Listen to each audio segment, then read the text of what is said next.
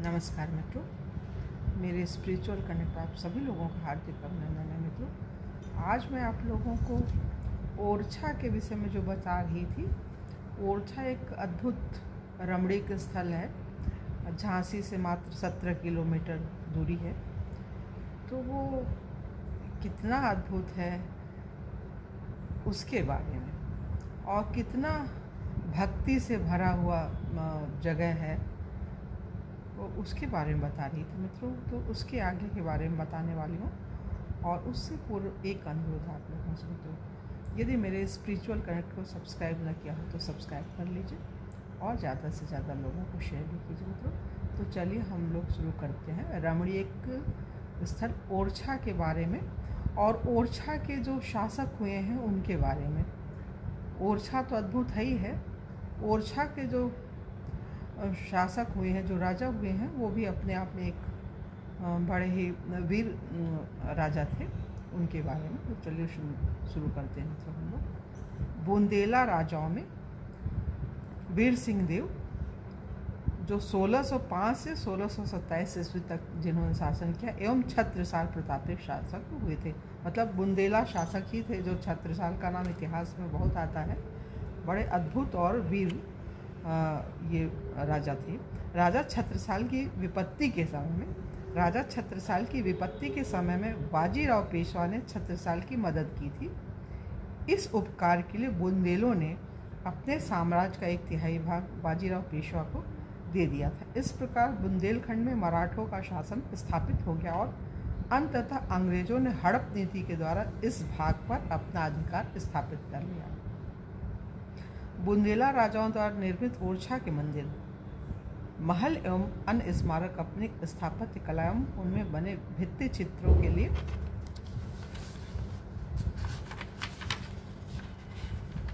प्रसिद्ध है। ये स्मारक 1531 से 1817 के मध्य बनाए गए थे, एवं इनमें इंडो इस्लामिक शैली की स्थापत्य कला देखी जा सकती है। ओरछा के स्मारकों को आवासीय, धार्मिक, स्मृति एवं अन्य वर्गों में बांटा गया है। ओरछा के भित्ति चित्रों में बुंदेली कलम की चित्रकारी के नाम से जाना जाता है। यद्यपि इन चित्रों में धार्मिक प्रसंगों की प्रधानता है, तथापि तत्कालीन सामाजिक जीवन की सुंदर झांकी भी इनमें देखने को मिल जाती है। चित्रों में प्राकृतिक रंगों का प्रयोग किया गया है। स्मारक कौन कौन से, ये देखिए।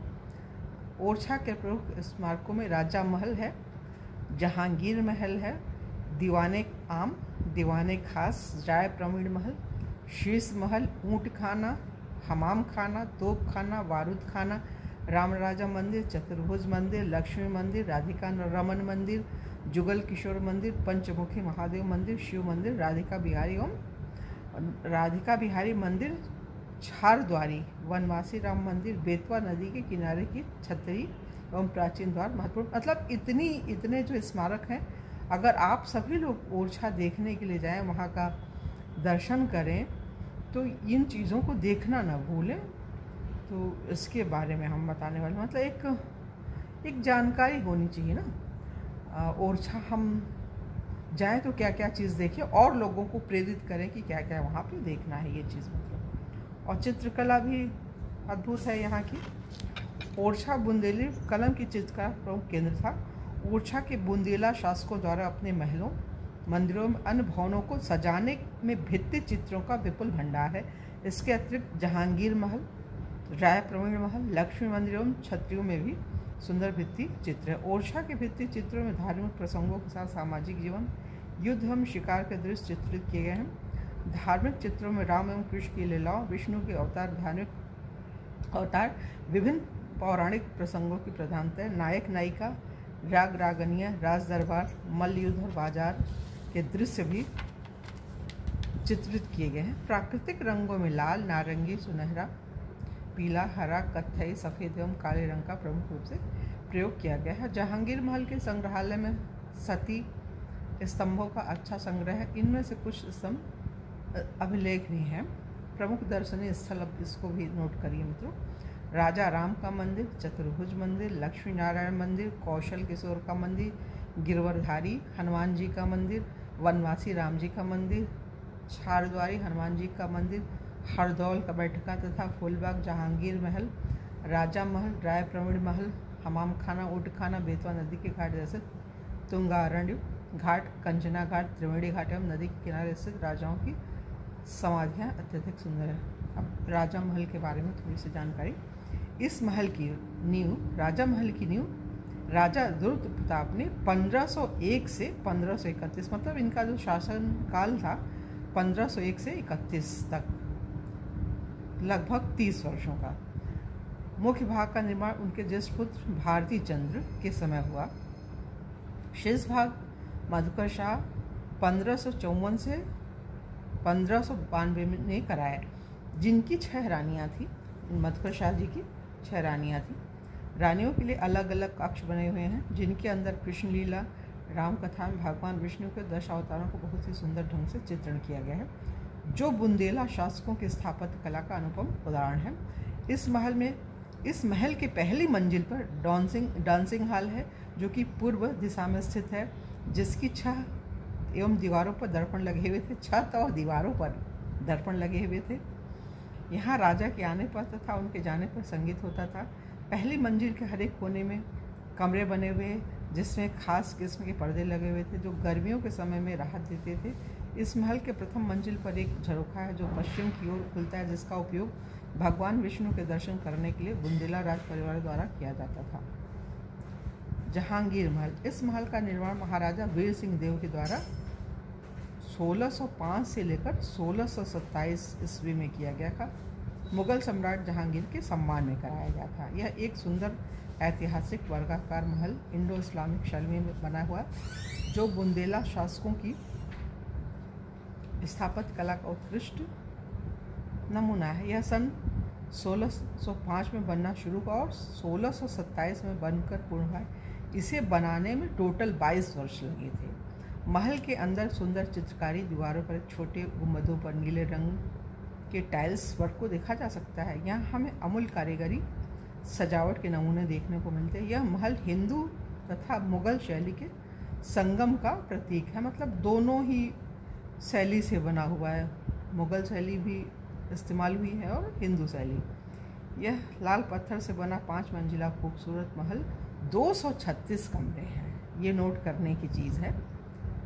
महल के बीच में एक पुल बना हुआ है, जिसका इस्तेमाल नहाने के लिए किया जाता था। उसे खूबसूरत खुशबूदार पानी से भरा जाता था, जिसकी सुंदरता अवर्णनीय है। इस महल का मुख्य द्वार पूर्व की ओर खुलता है, जिसे इंडो इस्लामिक शैली से सुसज्जित किया गया था। मुख्य द्वार लाल पत्थर से बना हुआ है। उस पर उकेरी गई खूबसूरत जाली वर्क एवं बारीक कटाई सराहनीय है। प्रवेश द्वार के दोनों तरफ 2 पत्थर के हाथी घंटियों फूलमाला लिए स्वागत मुद्रा में खड़े हुए हैं। इस दरवाजे के बाईं तरफ सीढ़ियाँ हैं, जहाँ से लोग महल के अंदर पहुँचते थे। जहांगीर महल के प्रथम मंजिल से ओरछा नगर और उसके आसपास का प्राकृतिक सौंदर्य बहुत ही मनोहक है। मतलब पहले ही मंजिल और 5वें में चले जाइए तो सब कुछ दिखता है। शीश महल, यह जगह राजा के दरबार की औरतों द्वारा श्रृंगार करने के लिए प्रयोग किया जाता था। इसकी दीवारों में छोटे आईने अथवा दर्पण लगे हुए थे। यह महल उत्तर दिशा में खुलता था, जो राजा उदय सिंह द्वारा सन 1706 में बनवाया गया था। इसके पश्चिम दीवार की तरफ नीले एवं हरे रंग के टाइल्स का प्रयोग किया गया था। वर्तमान में यह खास महल होटल में मतलब ये महल जो है होटल में परिणत हो गया। आज के समय वहाँ होटल है। राय प्रवीण महल के बारे में भी सुनिए मित्रों। यह महल राजा इंद्रजीत ने सन 1572 ईस्वी में अपने दरबार की नर्तकी, गायिका, कवयित्री राय प्रवीण के लिए बनवाया था।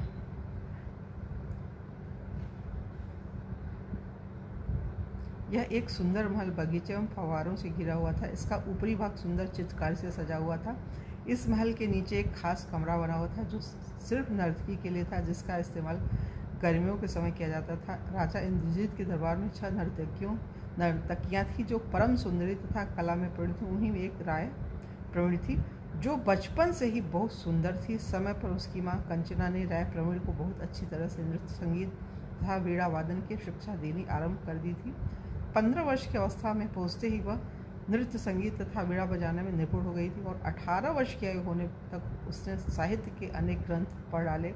महाकवि कालिदास की रचना मेघदूत को पढ़कर उसके मन में काव्य रचना का अंकुर उत्पन्न हुआ और वह कविताएं लिखने लगी थी।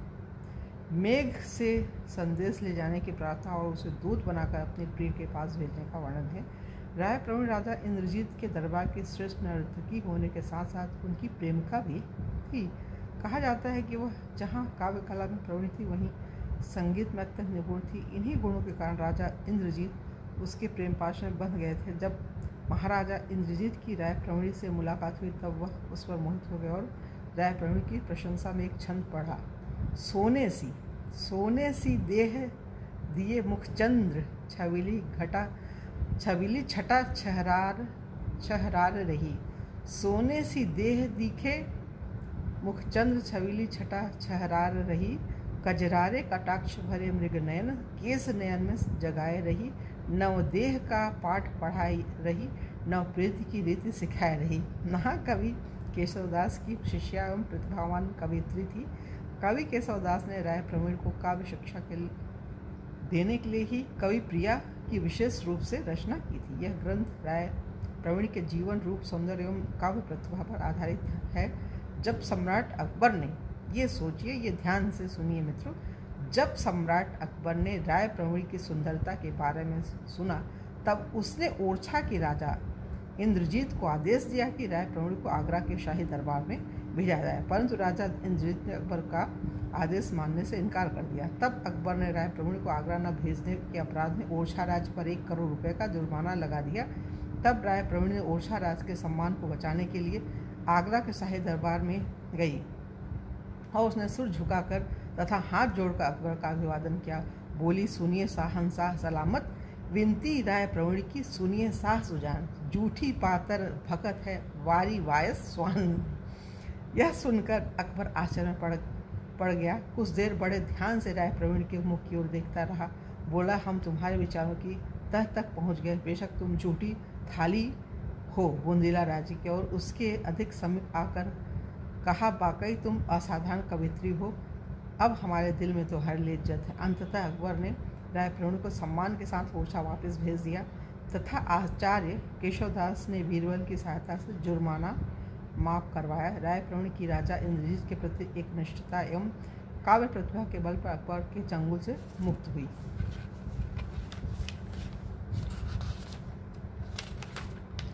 दीवाने आम, दीवाने खास, हमाम खाना, ये सब चीज़ें बनी हुई। राम राजा मंदिर, इसके बारे में तो सुनना ही पड़ेगा उनको। यह महल राजा भारती चंद ने 1554 से लेकर 1592 में रानियों के निवास के लिए रानी महल का निर्माण कराया।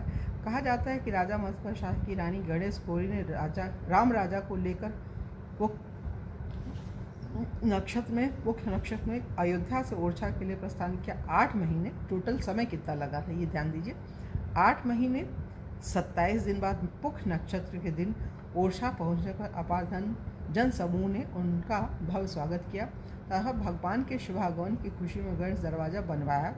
इस प्रकार विक्रम संवत 1631 में राम राजा ओरछा पधारे और उनकी मूर्ति को महारानी के निवास में स्थापित की गई। उनका निवास राम राजा मंदिर के रूप में परिवर्तित हो गया। यहाँ भगवान राम की पूजा राजा के रूप में की जाती है। उन्हें गार्ड ऑफ ऑनर दिया जाता है। ये विश्व में पहली एक ऐसी स्थिति है जो भगवान को गार्ड ऑफ ऑनर दिया जाता है। मधुकर शाह नरेश की रानी कुंवरी गणेश पुक्खन लाई है ओरछा अवध नरेश। लक्ष्मी नारायण मंदिर है, चतुर्भुज मंदिर है, पाल की महल है, हरदौला बैठका, ये सारी चीज़ें हैं। सावन भादों बहुत सारी चीज़ें हैं, ये तो कहाँ तक वर्णन करें। एक चीज़ बहुत ज़रूरी है मित्रों, उसको सुन लीजिए। चंद्रशेखर आज़ाद का अज्ञातवास, जो चंद्रशेखर आज़ाद थे अपने स्वतंत्रता संग्राम सेनानी, उनका जो है अज्ञातवास यहाँ ओरछा में बीता था। सतारा नदी के रिपटा से बाईं ओर स्थित है। सन 1928 से 29 में श्री चंद्रशेखर आज़ाद फरारी की दशा में हरिशंकर ब्रह्मचारी के नाम से सन्यासी के वेश में रह रहे थे। मतलब मात्र 1 साल समझ लीजिए। ओरछा में हरिशंकर ब्रह्मचारी के नाम से वहाँ उन्होंने अपना समय बिताया था, सन्यासी के वेश में रहते थे। यही से क्रांतिकारी गतिविधियों को सुनियोजित ढंग से चलाया करते थे। इन्होंने अपने साथी लाला लाजपत राय के हत्यारे कैप्टन सेंडर्स को मार डाला था, जिनकी गिरफ्तारी के लिए अंग्रेजों की पुलिस देश भर में पता लगा रही थी इनके बारे में, मतलब तलाशती रहती थी, जिससे उनको गिरफ्तार करके जेल में डाल दिया जाए। तो यहाँ पे ये छोटा सा था, ये 3 एपिसोड का मात्र 3 पार्ट में बनाया हमने। तो इसको आप लोग सुनिए, लोगों को शेयर कीजिए, जिससे सबको ज्ञान हो। और सबसे बड़ी चीज़ तो वहाँ तो भगवान राम राजा सरकार हैं, जिन्हें गार्ड ऑफ ऑनर दिया जाता है। पूरे विश्व में एक ऐसा मंदिर है जो कि ओरछा में है।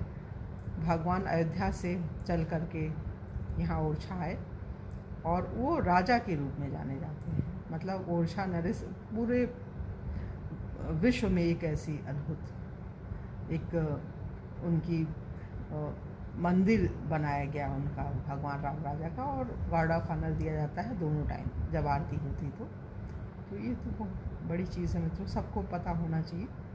और हमें खुद ही नहीं पता था, जब हमने उसमें पढ़ा भक्तमाल की कथा में तो हमें जानकारी हुई। और इसमें और गूगल करके भी आप लोग पता लगा सकते हैं, तो उससे भी देखिए और दूसरों को भी शेयर कीजिए इस वीडियो को, जिससे सबको ज्ञान प्राप्त हो और वो जाएं और दर्शन करके आनंद की प्राप्ति करें। और आनंद से ही मोक्ष मिलेगा। जब अंदर से आनंद उपजता है ना, तो मोक्ष स्वतः हो जाता है। भक्ति के मार्ग पे जो चला है, मोक्ष तो उसको मिला ही मिला है।